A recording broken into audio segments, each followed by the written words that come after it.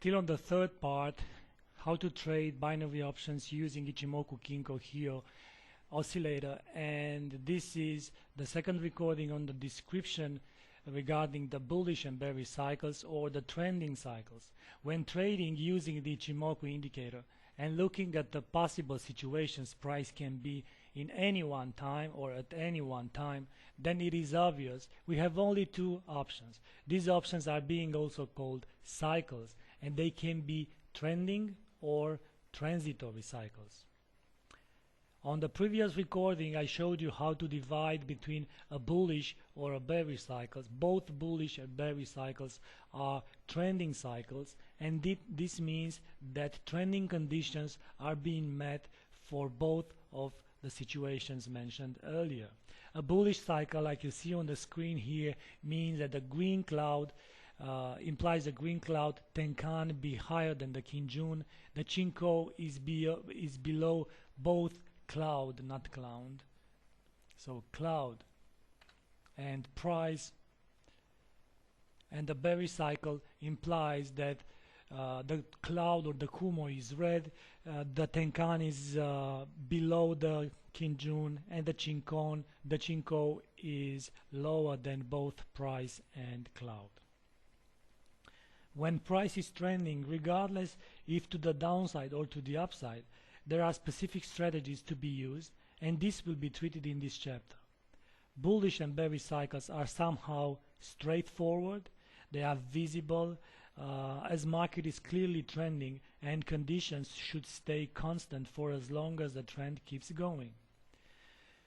Keep in mind that trading and specifically currency markets are, let's say, price is consolidating most of the time, and because of that, ranging conditions, consolidation patterns are most common. So actual trending is quite, let's say, not that common, but when you have strong trending conditions, then you should take into consideration the strategies to be employed. Now, transitory cycles, you will see next, deal with what is happening when price is making the transition from a bullish to a bearish cycle, or from a bearish to a bullish cycle. So basically showing us exactly a trend is changing, like it is here. This is a bearish cycle that starts, and then we have a bearish cycle ends here, and from this moment on a transitory cycle begins, and this is making the transition from a bearish cycle to a bullish cycle. If the bullish cycle conditions are going to be met, meaning the green cloud, Tenkan higher than Kinjun, Chinko above the cloud, then we might say that the transitory cycle has been completed. But if not, most likely we'll go with the bearish cycle as well. Anyways, whenever conditions from a bearish or a bullish cycle ends, it means that the previous trend is weakening.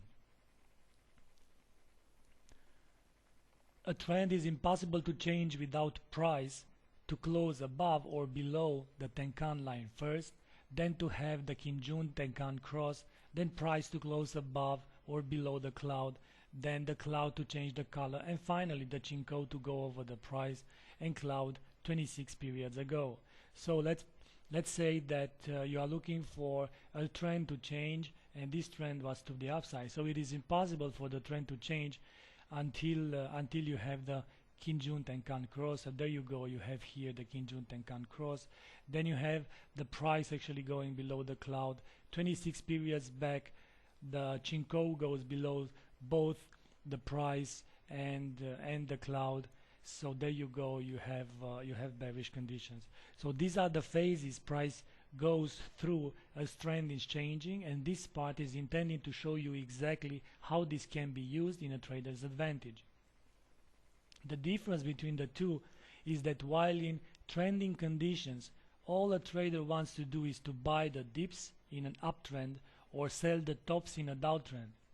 This can be done regardless what you are trading. In our case here, we are talking about binary options, because price is pending in consolidation most of the time, that it is then it is only logical that trending cycles are not happening that much. But when they do, it means markets are moving, and powerful trending conditions can be consistently profitable.